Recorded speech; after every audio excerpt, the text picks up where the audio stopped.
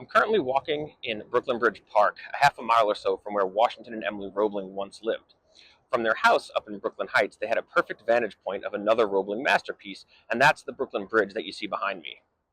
Designed by Washington's father, John Roebling, this bridge stretches over 6,000 feet across the East River, linking Manhattan and Brooklyn.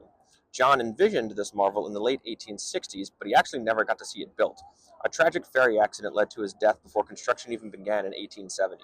That responsibility then fell to his son, Washington. The first stage in building the Brooklyn Bridge was building the two towers, one of which you see behind me, to actually support the roadway.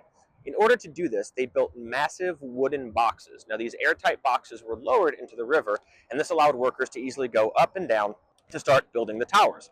Now, caissons was the name of these boxes, and that may sound familiar to you if you're a scuba diver. The reason being is this gives us caissons disease, or the bends. Now, this happens when divers, or in this case workers, come up too quickly, nitrogen forms in the bloodstream, they get bubbles, and things don't go well for them. Well, someone that got affected by this is Washington Roebling. He became gravely ill as a result of caissons disease, or the bends, and this is where Emily Roebling joins our story. While Washington was bedridden, he and Emily would monitor the bridge's construction from their home in Brooklyn Heights.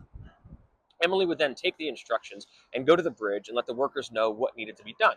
Now, this was the 1870s. I can only imagine how men felt about taking orders from this woman, but Emily wasn't just Washington's wife. She was, she was a contractor, she was a designer, she knew what she was talking about. On May 24th, 1883, after 13 years of construction, the bridge finally opened to great fanfare. John and Washington Roebling were honored pretty much right away for their contributions, while Emily had to wait a little bit. She now has a plaque on the South Tower. She also has a street named after her in Brooklyn Heights, as well as the plaza where one of the towers stands today. Her story is just one that makes Brooklyn Heights such a great neighborhood. So if you're interested in learning more, please feel free to reach out.